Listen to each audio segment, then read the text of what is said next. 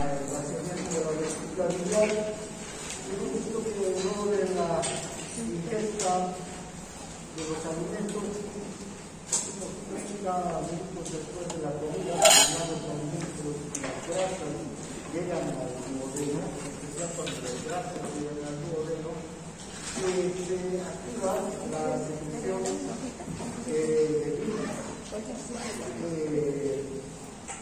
Esta secreción de la vesícula biliar, entonces, tenemos que la vesícula es estimulada, la musculatura lisa de la vesícula es estimulada por la colecitocinina. Esta hormona, que se forma en el duodeno, empieza a activar un mecanismo de contracción del músculo liso vesical, o vesicular en este caso, y se produce la secreción de la bilis. La bilis atraviesa el esfínter de Oddi y llega hacia el duodeno y baña, cubre todo el limo que está llegando desde el estómago. Y en especial, aquí la bilis va a tener una función clave en el metabolismo de las grasas, ¿no? Las sales y los ácidos biliares, en especial las sales biliares, se forman a partir del colesterol. Estas sales biliares son las que van a cumplir esa función detergente que va a permitir aislar las moléculas de grasa individuales y para que sean objeto de la digestión de las enzimas, la lipasa, la fosfolipasa, la colesterol-esterasa. El colesterol, como ustedes saben, se produce en el hígado. Tenemos dos tipos de colesterol. Un colesterol endógeno, que lo producimos en el organismo, los hepatocitos producen colesterol, y también el colesterol exógeno, el que consumimos con los alimentos grasos de origen animal. Ahora, el colesterol es esencial para la formación de muchas sustancias. Ya a partir de mañana vamos a entrar a endógeno y vamos a ver que hay hormonas que se forman a partir del colesterol. Las hormonas sexuales se forman a partir del colesterol. El cortisol se forma a partir del colesterol. La aldosterona se forma a partir del colesterol. El colesterol entonces es precursor de varias sustancias orgánicas. Por eso que a las hormonas sexuales también se los conoce como hormonas esteroideas, ¿no? ¿Por qué? Porque proceden del colesterol. Ahora, el colesterol cuando se destruye en el hígado, ya su metabolismo, va a dar origen a las sales biliares. Estas sales biliares, el ácido fólico, el ácido fenoxidesoxicólico, son ácidos que se van a combinar con la lisina y la taurina, ¿no? Y forman el ácido glucoconjugado y el tauro conjugado. Estos ácidos biliares son los que van a intervenir directamente en el metabolismo, en especial en la función detergente de la bilis. ¿Qué hacen? ¿No? Lo que hacen es aislar las partículas de grasa, las envuelven y las separan unas de otras. Disminuyen la tensión superficial de las grasas. Imagínense, la tensión superficial del agua es intensa, ¿no? Como hemos visto, la de las grasas es mucho mayor que la del agua. Favorecen la fragmentación, la individualización de las moléculas de grasa y luego ayudan a su absorción, porque los ácidos grasos, las monoglicéridos, el colesterol, los fosfolípidos van a ser encapsulados, van a formarse lo que se conoce como las micelas, que son partículas diminutas en las que hay una molécula de ácido que va a ser absorbida a nivel del epitelio intestinal. Entonces, ahora, las sales hepáticas tienen una característica muy particular, aunque fíjense, son sustancias que se eliminan o se forman a partir del colesterol que ya no necesitamos, que se conjugan con otras sustancias que tienen que ser eliminadas junto con las heces fecales. De hecho, estas sustancias van a ser parte de las heces fecales, pero no se eliminan fácilmente. Y esto se debe a que recirculan. ¿Qué quiere decir? Llegan al duodeno, favorecen a la acción detergente de las grasas, ayudan a la absorción de las grasas y luego son también absorbidos nuevamente hacia la circulación. Y por la circulación, por las venas mesentéricas, llegan a la vena porta, de la vena porta al hígado, y en el hígado otra vez pasan a la bilis y otra vez se dirigen hacia el duodeno y participan del proceso de absorción y de digestión de las grasas, y otra vez son absorbidos. A esto se conoce como circulación enterohepática. El 94% de todas las grasas, de todas estas sales biliares que están en el duodeno se reabsorben, y solo el 6% se eliminan con las heces. Ahora, recirculan unas 17 veces. Se calcula que, por ejemplo, un ácido o una sal biliar que por primera vez llega al duodeno, 17 veces va a ser reabsorbida antes de ser eliminada. Por eso es que el 94% de todos estos ácidos, estas sales biliares se reabsorben. Entonces el organismo los reutiliza, ¿no?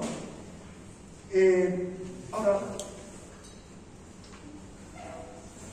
otra función que tiene la secretina es también favorecer la secreción biliar. La secretina ayuda también a una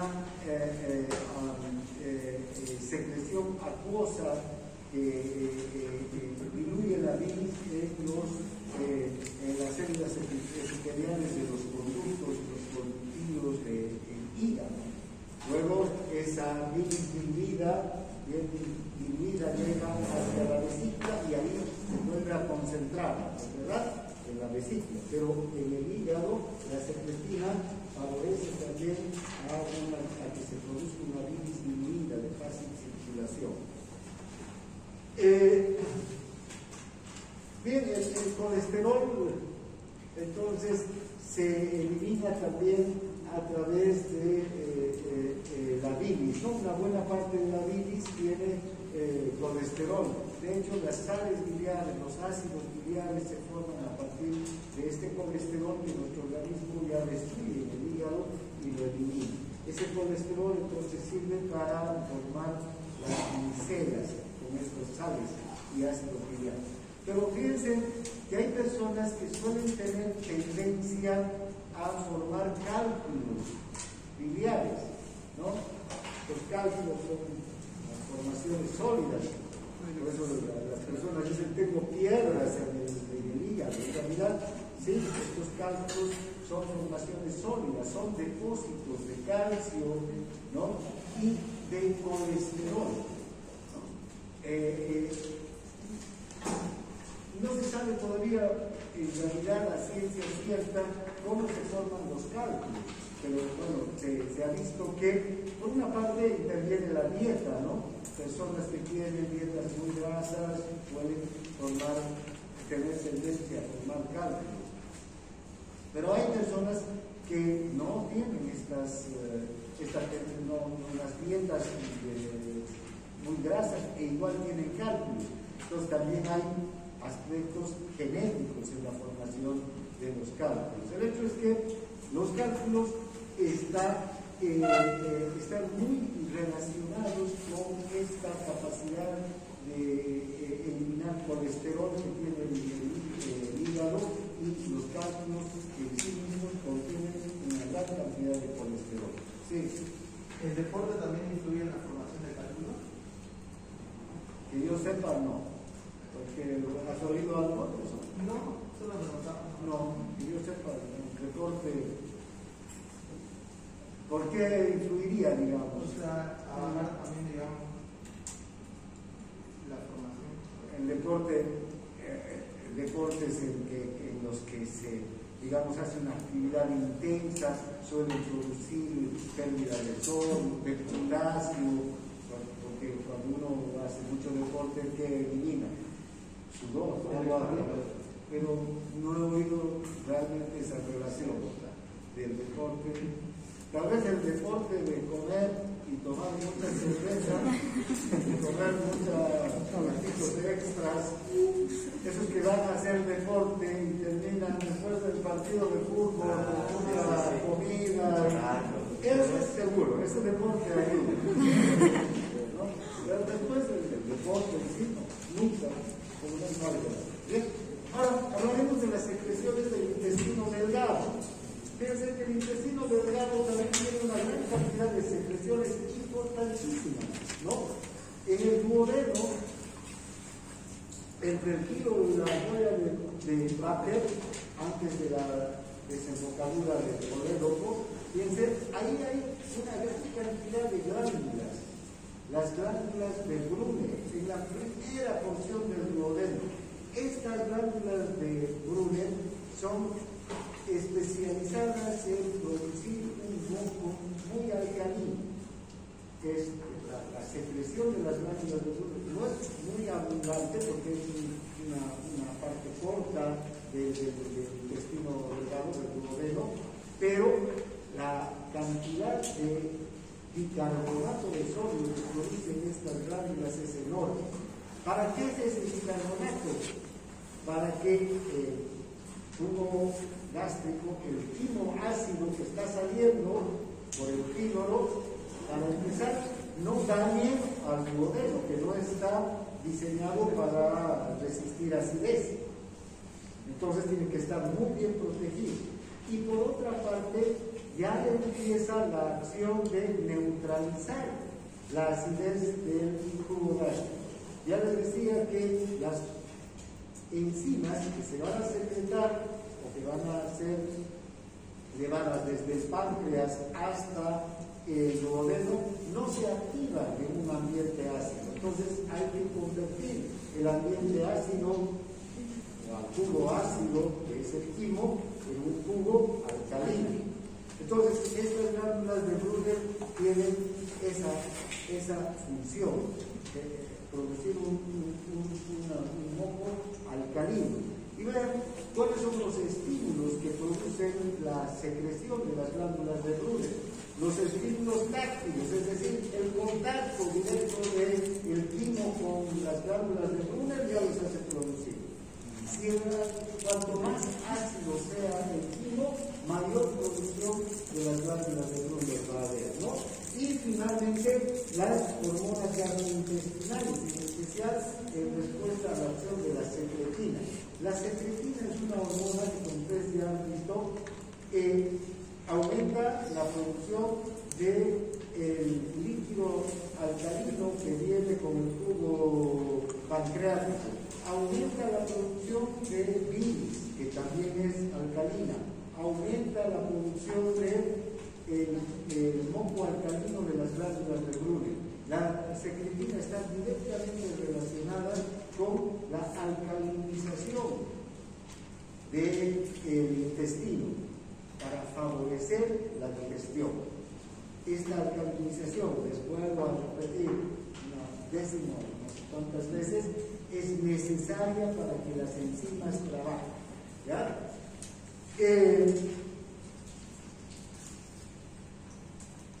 Bien. Me fui atrás, ¿no? Ahora, el intestino delgado, como ustedes saben, tiene la función esencial de terminar la digestión de los alimentos y absorberlas. Las células, los enterocitos del intestino delgado, tienen sus propias enzimas.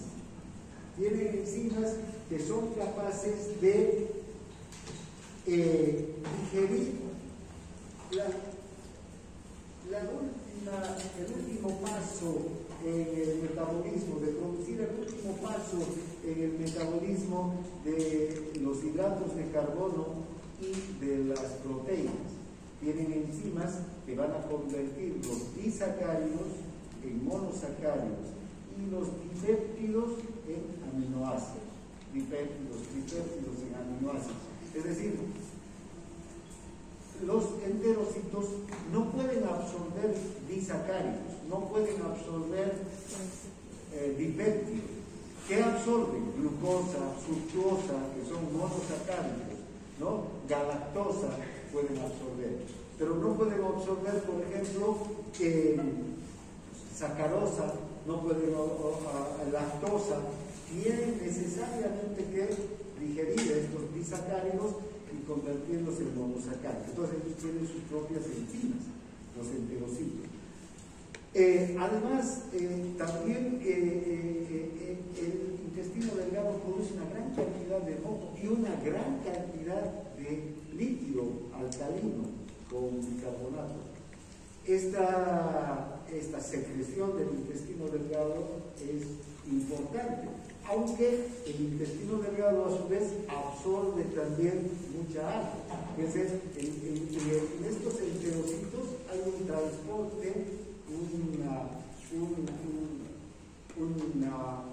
un transporte de agua de ida y vuelta, e incluso absorben mayor cantidad de agua que el que secretan, porque digamos, si suman todos los tubos gástricos que llegan al intestino delgado, ya estamos llegando a los ¿cuántos litros? A los 6 litros. Todo eso tiene que absorberse, porque apenas 1,5 litros va a pasar al colon. Entonces todo lo demás se tiene que absorber en el intestino delgado. Bien, entonces, ahora, ¿dónde se producen dónde están las células especializadas de secreción y absorción, los enterocitos, en el intestino delgado? Están aquí, en las criptas de Lieberkühn, ¿no? Que están ubicadas en las vellosidades, en las microvellosidades del intestino delgado. Estas criptas de Lieberkühn, ¿no?, tienen diferentes tipos de células. Tienen células caliciformes que producen moco, que lubrica la cavidad, lubrica el contenido. Y están los enterocitos que secretan agua, electrolitos. Además, los enterocitos van a secretar una cantidad importante de agua, ¿no? 1,5 litros, 1,800 con un pH de 7.5 a 8, un pH alcalino con bicarbonato. Y además estos mismos enterocitos tienen las enzimas, ¿no?, que van a producir la última digestión de los alimentos.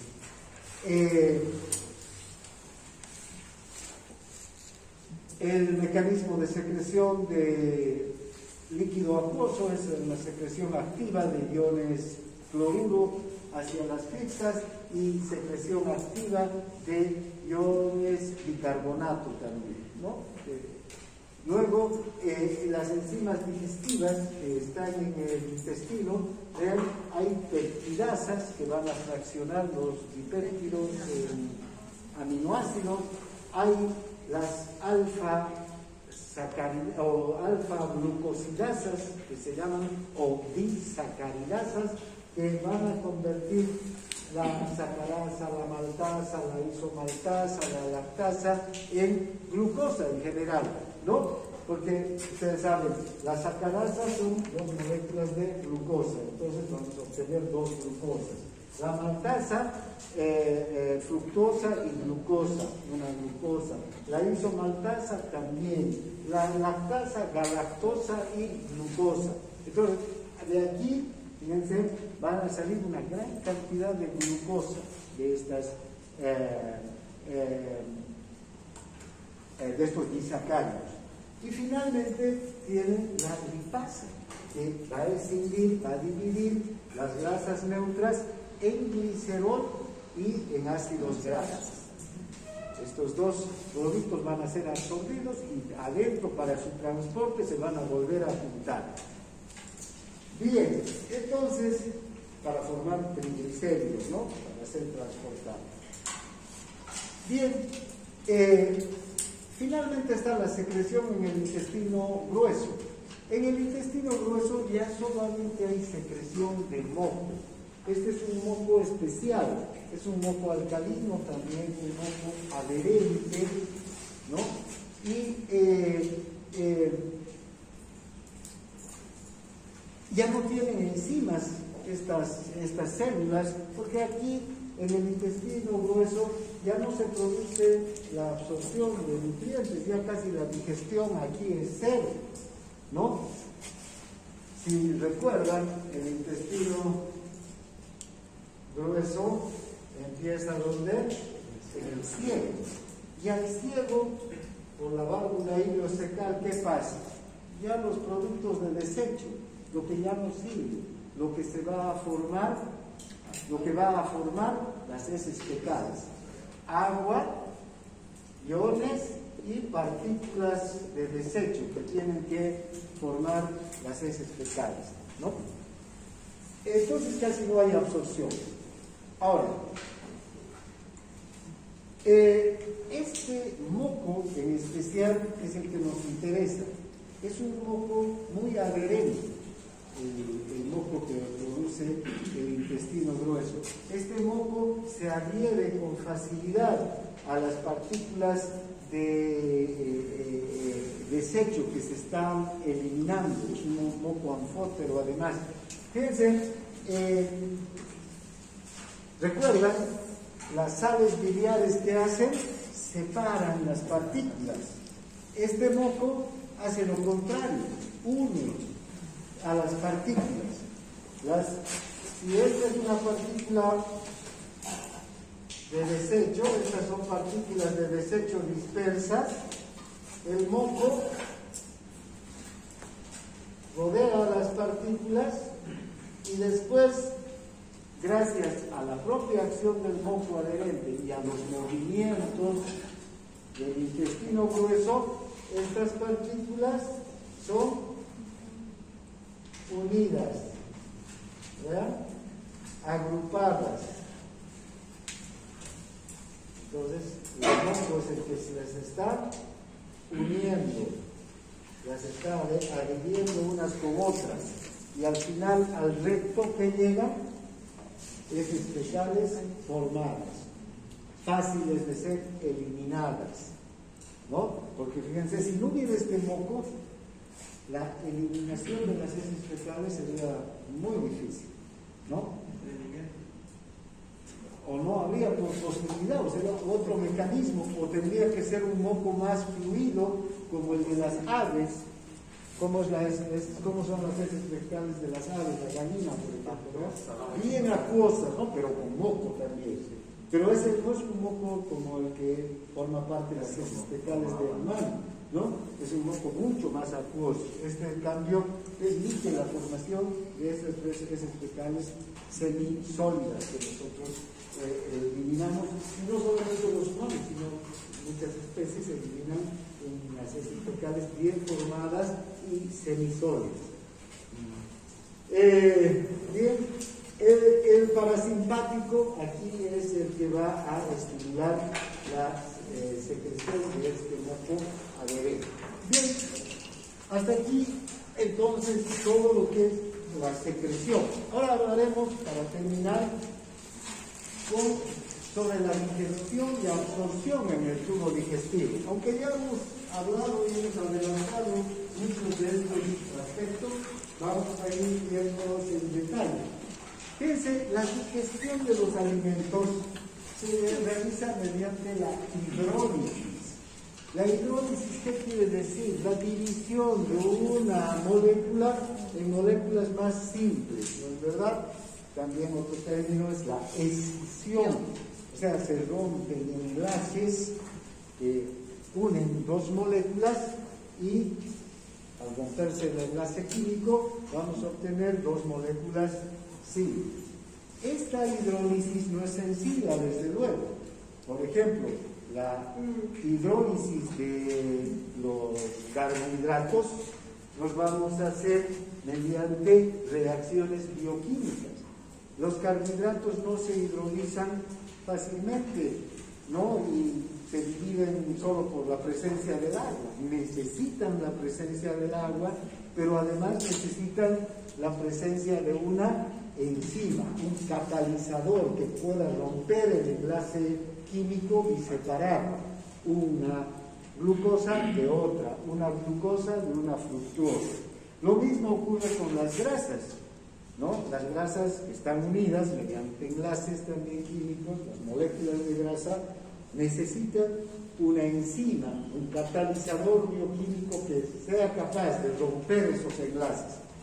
Y exactamente lo mismo con las proteínas, los aminoácidos que forman cadenas de proteínas, los aminoácidos que forman las cadenas polipeptídicas necesitan romper el enlace peptídico para separarse, para liberarse.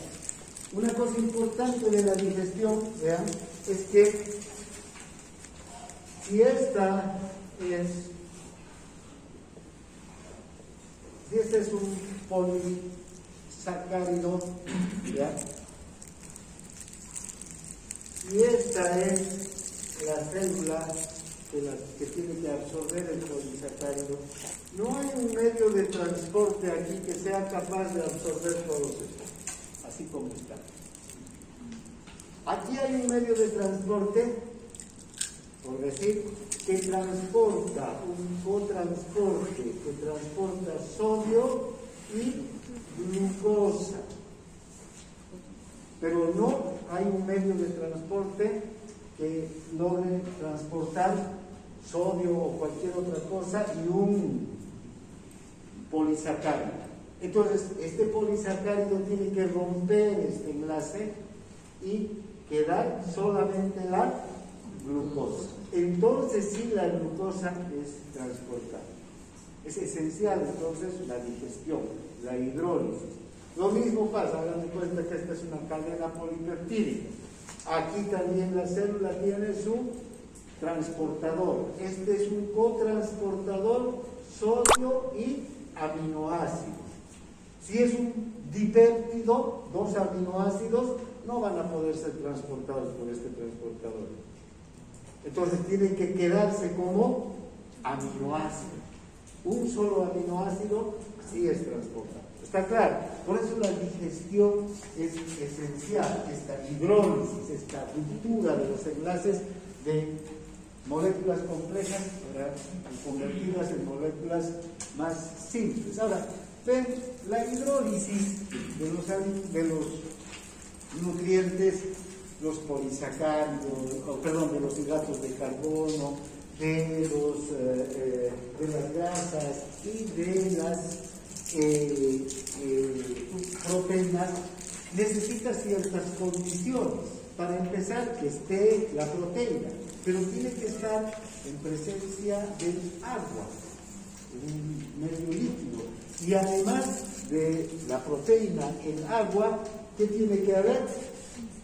La enzima. ¿No es verdad? Si no hay enzima, no hay hidrólisis.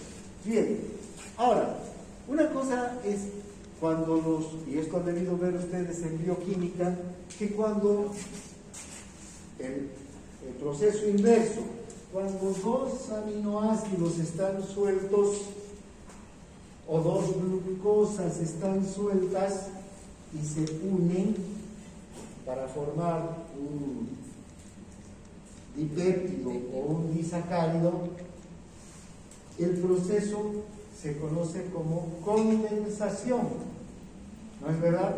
Y este proceso de condensación lo que hace es que una de las moléculas, una glucosa, libere un hidrógeno para la formación del enlace y el otro libere oxidrilo. Y entonces se forma el enlace entre los dos extremos, este extremo que libera el hidrógeno y este otro extremo que libera el oxidrilo. el hidrógeno y el oxidrilo se unen y forman agua. Esto pasa exactamente así en los hidratos de carbono, en las proteínas y en el enlace, aunque en moléculas diferentes. Ahora, el proceso inverso, entonces, después bioquímica, el proceso inverso, la hidrólisis, entonces es romper este enlace. Pero para romper el enlace tiene que estar la enzima, pero tiene que haber el hidrógeno que se le devuelva a este extremo y el oxidrilo que se le devuelva a este otro extremo. ¿No es verdad? Entonces, por eso es que la hidrólisis se hace siempre en el agua, por eso se llama hidrólisis, porque vamos a devolver el hidrógeno a la una molécula y el oxidrilo a la otra molécula, ¿no? Entonces, aquí tenemos los dos procesos, ¿no? La condensación para formar el disacárido. Al formarse el disacárido, ¿vean? Se libera oxidrilo y hidrógeno de cada una de las moléculas y se libera agua, ¿no es verdad? Pero luego esta misma agua se va a devolver cuando se hace la ruptura del enlace, este enlace que se rompe, el oxidrilo a la una molécula y el hidrógeno a la otra, ¿no? Para que se una a este oxígeno. Y entonces tenemos la formación, esta es la condensación y la ruptura, la hidrólisis. Aquí, por ejemplo, este hidrógeno, más este hidrógeno, y el oxígeno han sido devueltos desde el agua, ¿no? Bien, esto es la hidrólisis de los hidratos de carbono. Exactamente igual se produce la hidrólisis de las grasas, pero las grasas, como son los triglicéridos, aquí intervienen 3 moléculas de ácido graso y una molécula de glicerol. Se hidrolizan entonces los triglicéridos en 3 ácidos grasos, ¿no? Y una molécula de glicerol. Lo mismo entonces sucede. La condensación, ¿qué va a ser? Cuando 3 moléculas de ácido graso se unen a una molécula de glicerol, ¿no es verdad? Y se liberan 3 de agua. Si interviene la lipasa, fíjense, vamos a tener la molécula de glicerol por una parte aquí y las 3 moléculas de ácido graso por otra, ¿no? ¿Está bien? Con el tema de las proteínas pasa lo mismo, ¿ya? Produce la condensación cuando se hace el enlace peptídico entre 2 aminoácidos. De 2 aminoácidos formamos un dipéptido, 3 aminoácidos, un tripéptido, más de 10 aminoácidos, un péptido, más de 100 aminoácidos, una proteína, ¿no es verdad? Depende del número de aminoácidos, de qué tan grande es la cadena. La condensación entonces lo que hace es formar el enlace peptídico. La hidrólisis lo que hace es romper el enlace peptídico. Cuando se condensa y se forma el enlace peptídico, se libera agua. Cuando se hidroliza, en cambio, se devuelve el agua, las 2 moléculas de oxidrilo y de hidrógeno, a los aminoácidos. Fíjense, aquí tenemos también, ¿no?, los 2 procesos.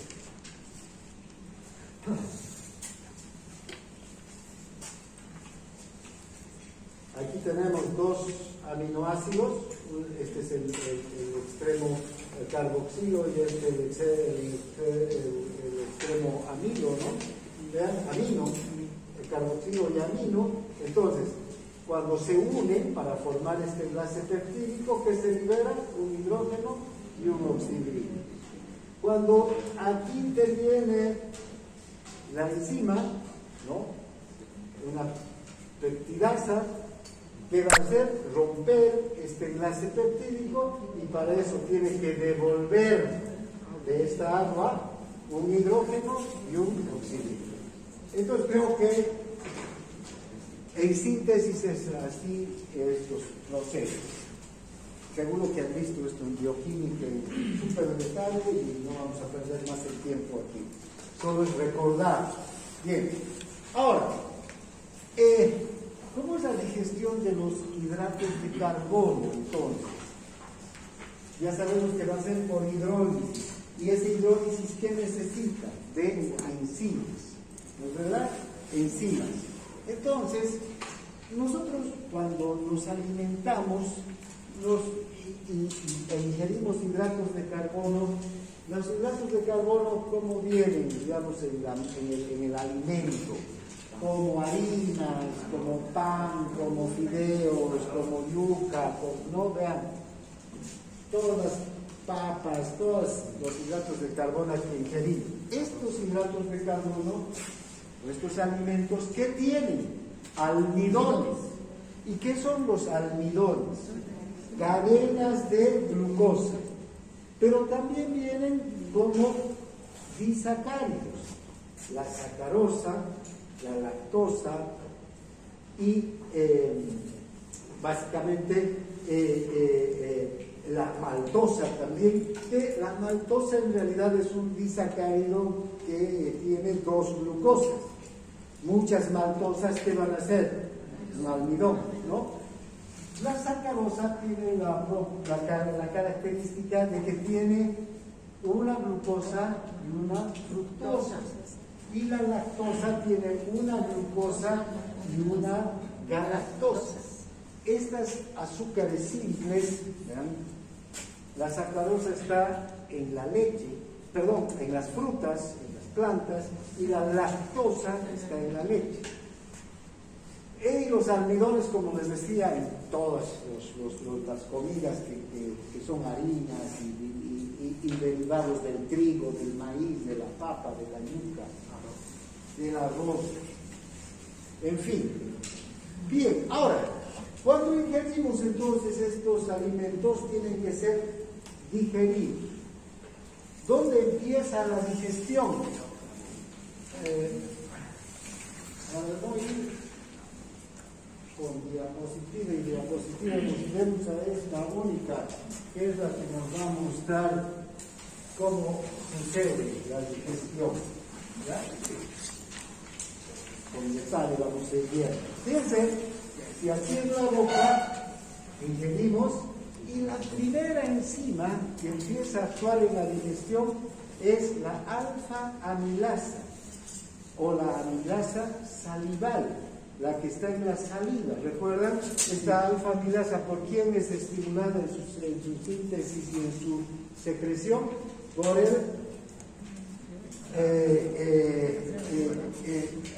parasimpático, ¿no es verdad? Y en especial es sintetizada en las glándulas parótidas. Las parótidas tienen una secreción serosa, 100%, más que mucosa, es serosa. En cambio, las sublinguales y las submaxilares tienen una secreción mixta. También entonces producen amilasa, la tialina o alfa-amilasa o amilasa salival. Esta tialina va a hidrolizar entre el 20 y el 40% de los hidratos de carbono y los almidones que comemos. Entonces, cuando nosotros desayunamos, entonces,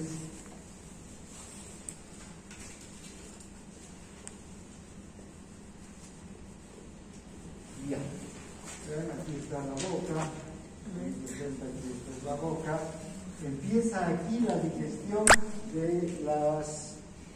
los hidratos de carbono, ¿sí? Almidones. Mientras masticamos, fíjense la velocidad de la potencia de esta amilasa, mientras masticamos, que son unos segundos, ¿no? Algunos más rápidos, otros más lentos, y luego deglutimos y el bolo pasa por el esófago hasta el estómago, hasta aquí, entre el 20 y el 40% de los almidones se han digerido. Las personas, potente, ¿no? La amilasa. Ahora, si comemos rápido, hay quienes comemos, digo, yo como más rápido, digamos, ¿no?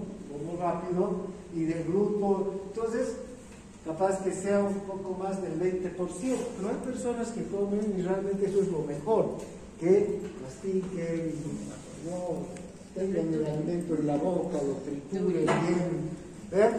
Le dan más tiempo a la alfa-amilasa, entonces puede digerir hasta un 40%. Todo va a depender de cuánto tiempo tengamos el alimento en la boca.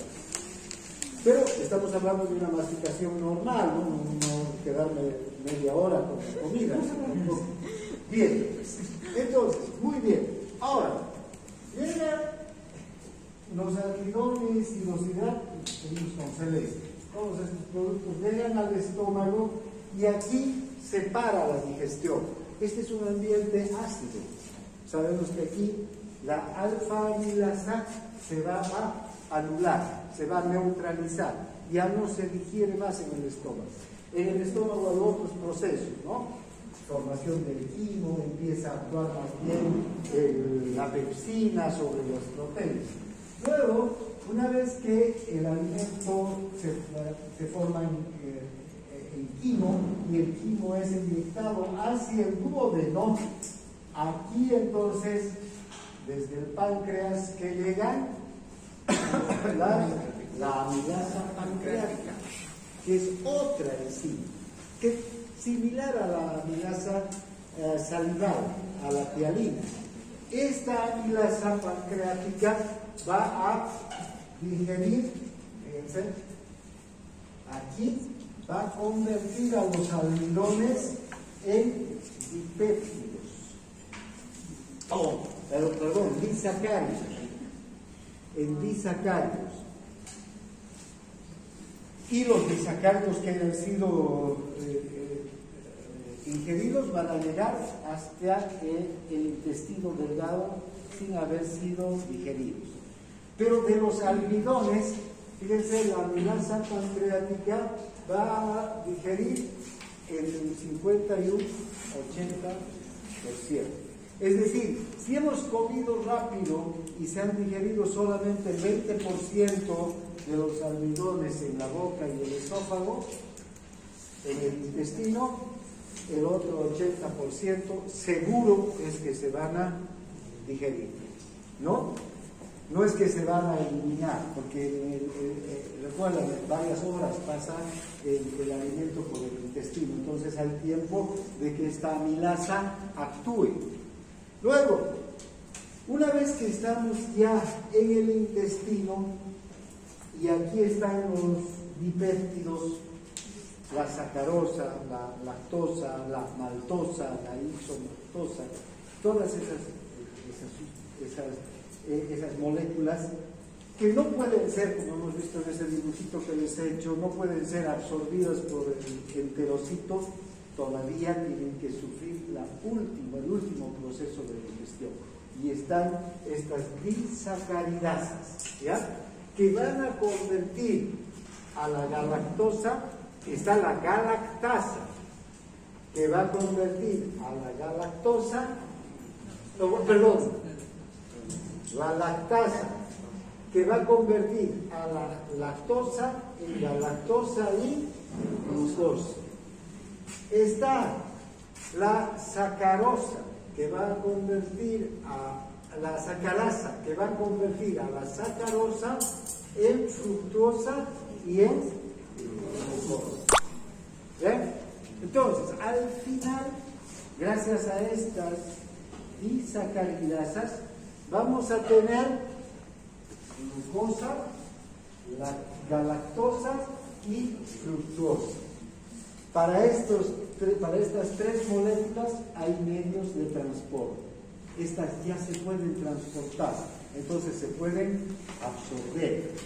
Hay el cotransporte para la glucosa, el cotransporte sodio glucosa, ¿no?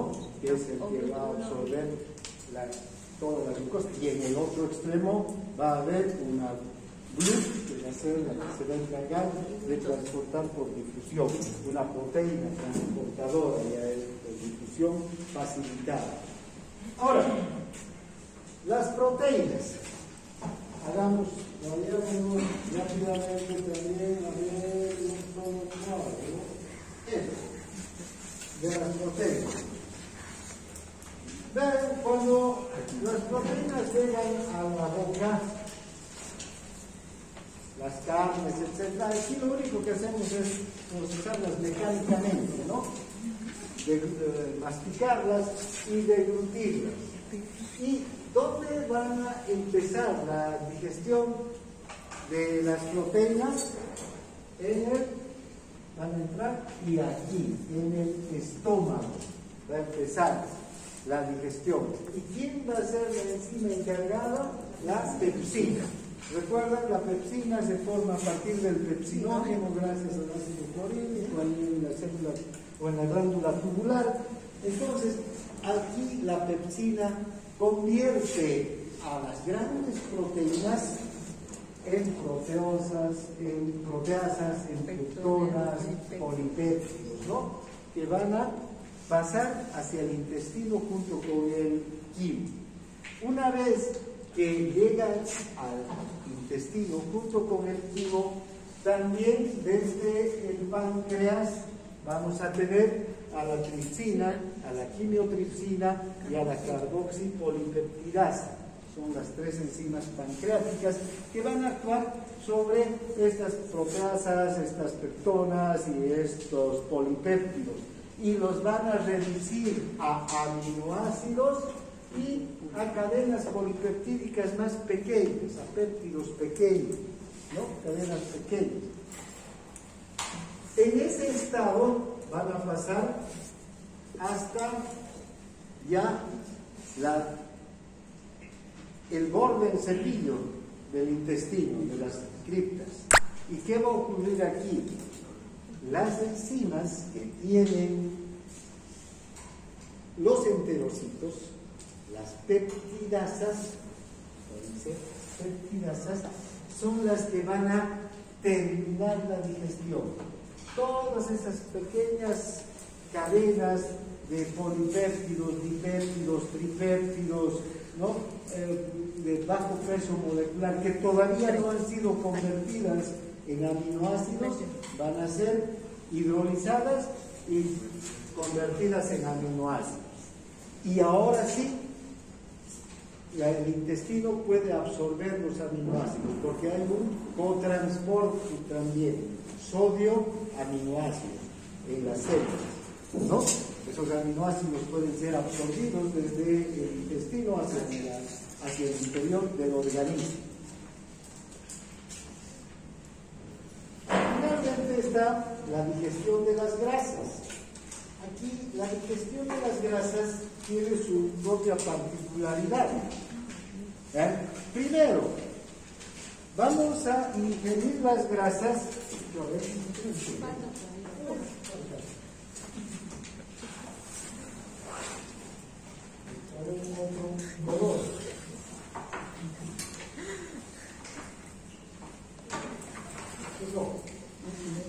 Vamos a ingerir las grasas y en la boca y en el esófago y en el estómago no va a pasar nada.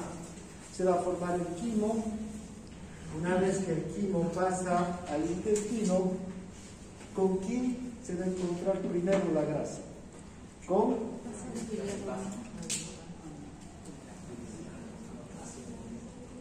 la bilis. Primero tiene que encontrarse con la bilis, si no, no hay acción de la lipasa, ¿no? Entonces, vean, primero la bilis. Y aquí, ¿recuerdan cuando hablábamos de los movimientos del intestino delgado, que son los movimientos que son movimientos de mezcla? ¿sí? Además también los movimientos de transporte, pero los movimientos de mezcla del intestino delgado son movimientos especiales, no son los movimientos circulares de mezcla que tiene el estómago, ¿no? Ni los movimientos de masa, de amasar que tiene el intestino grueso. Los movimientos del intestino delgado son los movimientos que agitan el contenido, ¿sí? Todo alquimo lo agita. Cuando nosotros lavamos ropa o en la lavadora, si tienen lavadoras, pero lo más común, cuando lavamos ropa para sacar la grasa de la ropa y echamos el jabón, ¿qué tenemos que hacer? Agitar el agua y mezclar, ¿no es verdad? Hagan de cuenta que ese mismo movimiento se hace en el intestino, ¿sí? El intestino se agita ahí adentro y mueve el quimo. ¿Para qué? Para mezclarlo con la grasa y que se formen las moléculas emulsionadas, se emulsifiquen las partículas individuales de grasa. Entonces, esa grasa que estaba pegada, así, ¿no? Que la podemos ver incluso, ¿no? Flotando en el agua, ¿no? Grasa así. Cuando llega la bilis, entonces, con las sales biliares y el movimiento de agitación, se logra entonces separarlas a estas moléculas. ¿Y quién se encarga de formar una película? Las sales biliares. ¿Estamos claros? Fíjense, pues lo primero que tiene que ocurrir es esta agitación en el intestino para mezclar las grasas con la bilis. Una vez que están emulsificadas, esto es la emulsificación, entonces recién la lipasa pancreática puede actuar. Porque vean, si esta fuera la lipasa pancreática, la enzima lipasa pancreática no podría digerir todo este pedazo de grasa, pero sí puede actuar sobre cada una de las moléculas individuales, ¿no? Y dividirlas, hidrolizarlas, como hemos visto hace rato, en triglicéridos y en ácidos grasos y glicerol, en fosfolípidos, los fosfolípidos en ácidos grasos y fosfato, ¿no? En ésteres de colesterol. Doctor, esa molécula de grasita ya también encapsulada era la micela, ¿no? Todavía, porque esta, fíjate, la lipasa, ¿qué va a hacer? Va a formar ácidos grasos y glicerol. Estos ácidos grasos que salen de estos triglicéridos van a ser las glicerolas. Más chiquititas todavía, porque si no, no habría necesidad de la lipasa, ¿no ve? Este es el triglicérido, no puede absorberse un triglicérido, es muy grande, entonces tiene que dividir, o un fosfolípido, también el fosfolípido se va a escindir en ácidos grasos y fosfato. Los ácidos grasos por su cuenta se van a absorber y los fosfatos. Los ésteres de colesterol más ácidos grasos también. Por eso tenemos, recuerdan, tres, no solamente en la lipasa pancreática, en el páncreas, ¿cuántas enzimas hay? La lipasa, la fosfolipasa y la colesterol esterasa, que van a actuar sobre todos estos tipos de grasa, ¿ya? Entonces, y los van a absorber ya a las micelas, ya a los ácidos grasos, a cada uno de los ácidos grasos individuales. ¿Está bien? Sí, gracias. Bien, ahora, todavía podría ser que hay algunas moléculas de triglicéridos que no se separan y entonces todavía hay lipasas que están en el propio enterocito. Pero entonces, toda esta grasa que ingresó por el la boca va a terminar siendo absorbida en su totalidad. Entonces, vean, tanto las proteínas como aminoácidos, las grasas como ácidos grasos y los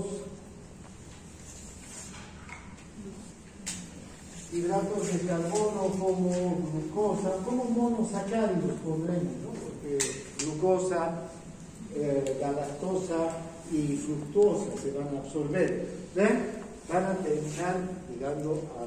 ¿Y qué es lo único que va a pasar con la válvula hidrocecal? Los productos de desecho, lo que ya no nos sirve, eso ya no se digiere. Por eso que en el intestino grueso no hay enzimas digestivas. Ya lo único que se va a hacer es formar las heces fecales para expulsarlas, ¿no? ¿Está claro? Ese es el proceso de digestión. Ahora, bueno, ya la digestión de las sales biliares, ya hemos hablado de esto también, el colesterol, los fosfolípidos, se forman las micelas, de los triglicéridos, de los fosfolípidos, y bueno, ¿cuáles son los principios básicos entonces de la absorción intestinal? Vean, una cosa es que en el intestino delgado, aquí además se va a absorber agua, no solamente estas agua, iones se van a absorber, vitaminas, otras sustancias también, ¿no? Fosfatos. Pero hablando del agua, fíjense, si tomamos agua, 1,5 litros, por decir, de agua, ¿dónde va a llegar esa agua? Al intestino delgado. Después del intestino delgado se tiene que absorber. No sale con las heces esa agua, ese 1,5 litros, a no ser que estemos con diarrea, ¿no? Una infección intestinal. Pero si estamos sanos, esa agua se va a absorber. Después lo vamos a eliminar por la orina. Va a ir al riñón y se va a ser eliminada por la orina. Pero se va a absorber 1,5 litros de agua. Luego, recuerdan, si sumamos la saliva, ¿no? La secreción del jugo gástrico, la bilis, el jugo pancreático, la secreción del propio intestino delgado, podemos llegar fácilmente a unos 7,5 litros de agua adicionales, que también salen ¿hacia dónde? Hacia el tubo digestivo y llegan al intestino delgado. No eliminamos 7 litros de agua al día, ¿no? A no ser que estemos con una infección intestinal. Vean, en el cólera, en las infecciones intestinales, sí, y eso nos puede provocar deshidratación, hipovolemia y muerte, finalmente. Pero normalmente, ¿cuánto vamos a eliminar de agua? Aquí. 200 ml, 100 a 200 ml. Entonces, aquí hay una absorción intensa de agua. Aquí hay acuaporinas, hay bombas ATPasa, sodio, potasio, que reabsorben sodio y arrastran agua en gran medida. ¿Ya? Una cosa interesante, ustedes saben ¿conocen la sal de rehidratación oral? Sí. Ese es uno de los mejores inventos, o de los mejores descubrimientos, inventos que ha habido en la medicina. Antes no se sabía por qué nos deshidratábamos, para empezar. ¿Por qué eliminábamos tanta agua? No era muy comprensible para el humano. Vean que si el paciente, el enfermo con diarrea, moría por deshidratación, eliminando agua por las heces fecales, si no tomaba agua. No podía entender muy bien el desequilibrio osmótico y todo lo que se produce en el intestino, ¿no? Entonces, otro aspecto que no se conocía, después ya se conoció eso, y al paciente con diarrea, y que estaba deshidratado por diarrea, ¿qué se le daba? Agua, ¿no? Era lo obvio. Y además había un criterio, y que era un criterio incluso cuando yo era niño, que las personas que estaban con diarrea, los niños con diarrea y a las personas, no se les debe comer, ¿sí? No, dieta estricta, solo agua pura, o agua con tecito, con alguna infusión, pero nada de comida, porque el intestino está irritado, está dañado. ¿Vean? No se sabía casi mucho del funcionamiento del intestino y de estos mecanismos de absorción del agua. Vean, ahora, después, cuando se encontraron los mecanismos de absorción de los nutrientes y del agua, recién se comprendió que el agua, cuando queríamos que se absorba del intestino, el agua sola no se puede absorber con facilidad. ¿Por qué? Porque ¿qué se tiene que absorber para que entre agua? Sodio. Si no se absorbe sodio, no hay absorción de agua. Entonces podíamos dar todo el agua que queramos, muy poca de esa agua se iba a absorber, pero no en la medida que quisiéramos para rehidratar a una persona. ¿Ven? Luego hay que dar el sodio también, porque se entendía que el agua sigue al sodio como la sombra sigue al cuerpo, ¿no? Donde va el sodio va el agua, arrastra, es un ion osmóticamente activo del sodio. Bien, pero se empezó a dar agua con sal, con sodio, y tampoco funcionaba bien. ¿Por qué? ¿Cuál será la razón? Y se seguía con la idea de que dieta cero, ¿no? ¿Cuál será? Tiene que ser isotónica, ¿no? ¿Ya? ¿Qué más? Fíjense, estos mecanismos de absorción que acabamos de hablar hace rato, estas dos bombas, estos dos cotransportes, aquí está la ATPasa que va a activar estos dos cotransportes.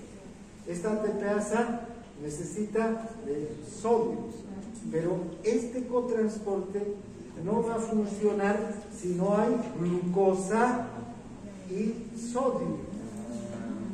Por eso es que las sales de rehidratación, ¿qué traen? Glucosa, sodio y potasio. ¿Ven? Para que estos medios de transporte se activen, porque si no se unen las dos moléculas, el medio de transporte no funciona. No hay la fosforilación, no hay...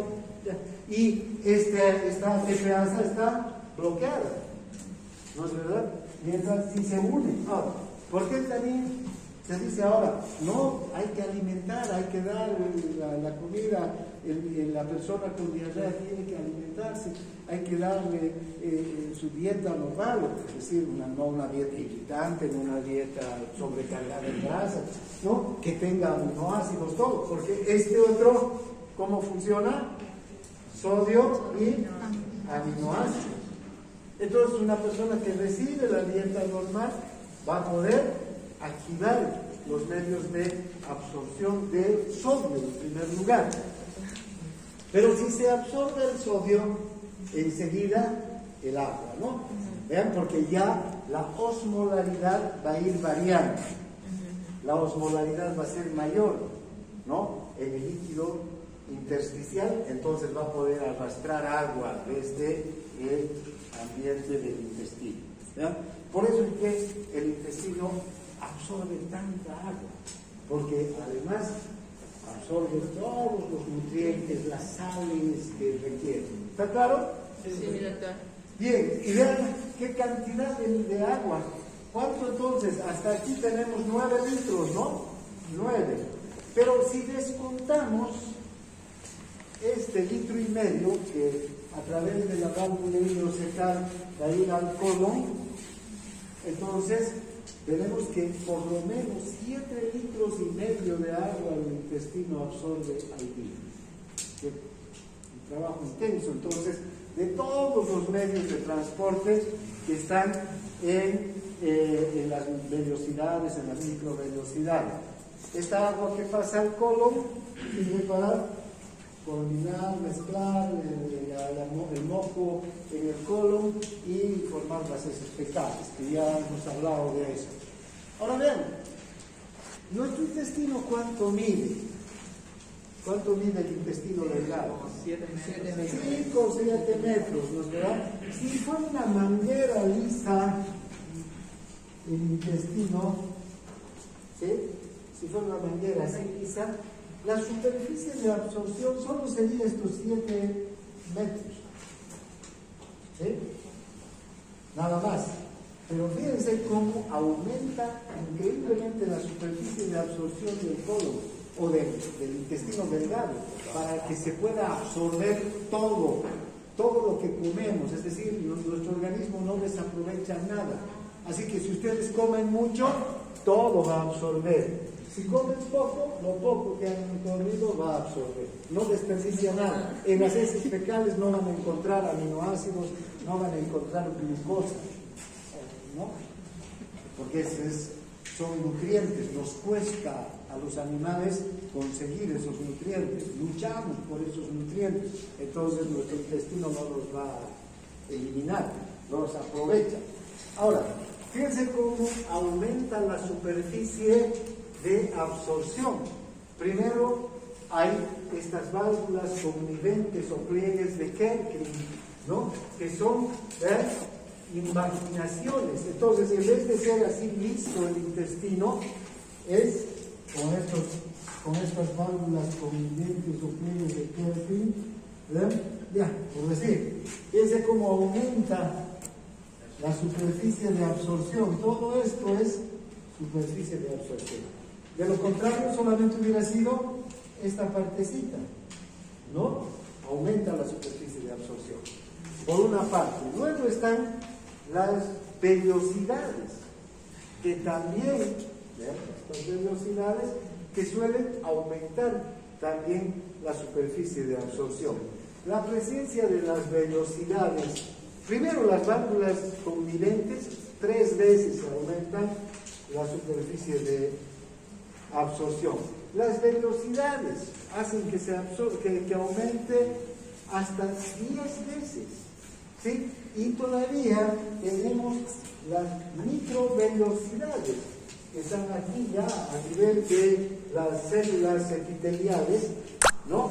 Donde esas microvellosidades van a permitir que se incrementen 20 veces la superficie de absorción. Si pondríamos en conjunto pliegues de Kerkring, vellosidades y microvellosidades, hace que se aumente 1000 veces esa superficie de absorción. Por eso es tan importante el intestino delgado. Si pusiéramos a todas estas estructuras una al lado de otra en un campo abierto, ocuparía un espacio de 250 metros cuadrados.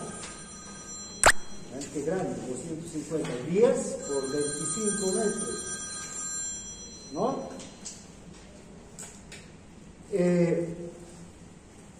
Es una superficie de absorción enorme. Gracias. Bien, ahora, fíjense, las vellosidades tienen una organización especial para la absorción. Fíjense, esta es la velocidad que está en el intestino. Vean cómo tiene, podemos observar en primer lugar que vienen unas arteriolas, los capilares, las venas y además linfáticos, ¿no? Todas estas estructuras están para la absorción. Los nutrientes entonces se absorben hacia estas estructuras y luego por las venas ya salen hacia la mesentérica, la porta, al hígado y después a través de la hepática a todo el organismo, a todas las células con los nutrientes, ¿no?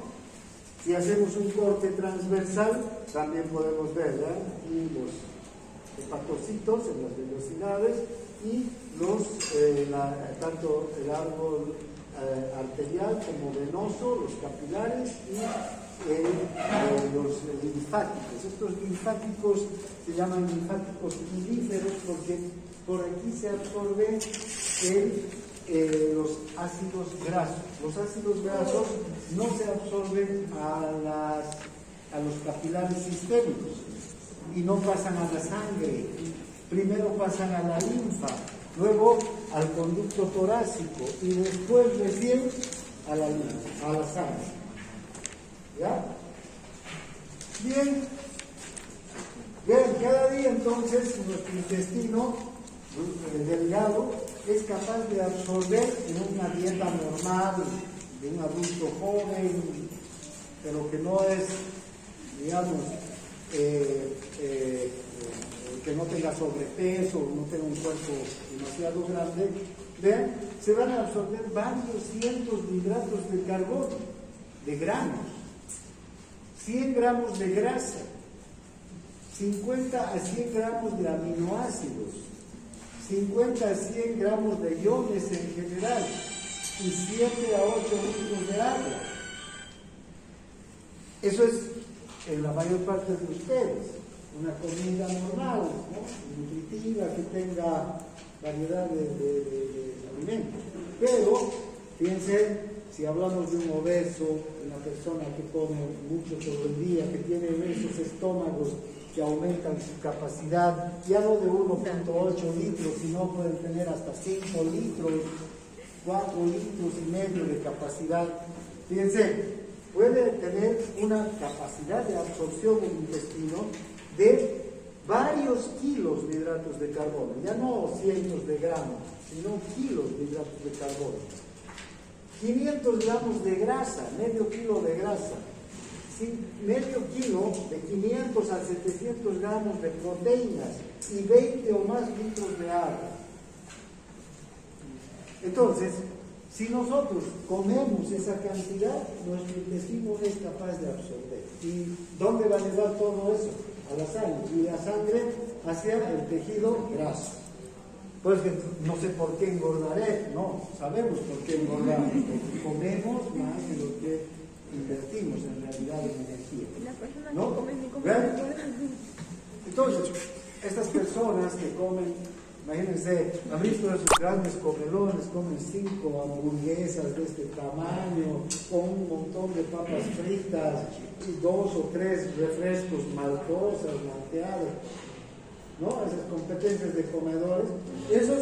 Su intestino delgado va a absorber esta cantidad. Está en capacidad el intestino delgado de absorber. Bien. Finalmente, fíjense la cantidad de metros de transporte que hay entonces en el intestino delgado para absorber todas estas cosas, ¿no? Para la absorción de agua por ósmosis, a través de acuaporinas, canales de agua. Para la absorción de iones hay transporte activo, bombas arteriales, el cloro por difusión, el sodio por transporte activo, el bicarbonato también absorción activa, el calcio por transporte activo, hierro por transporte activo, potasio, magnesio, fosfato, todos estos por transporte activo, primario, secundario, por transportes, contratransportes, y la aldosterona potencia aquí la absorción de sodio cuando hay disminución de sodio, y están la glucosa, los aminoácidos que se van a transportar por contratransporte. Vean, ahí está el contratransporte sodio, aminoácidos, glucosa, sodio, todos estos mecanismos los vamos a encontrar en el intestino delgado. Bien, hasta aquí entonces nuestra clase de hoy. En el intestino grueso, ya para acabar, no hay absorción de nutrientes, solo de agua y de iones solo. En el grueso, para formar las heces fecales. ¿Hay contratransporte ahí o no hay de color? No, porque solamente se absorbe el sodio por transporte activo y se absorbe el agua por ósmosis.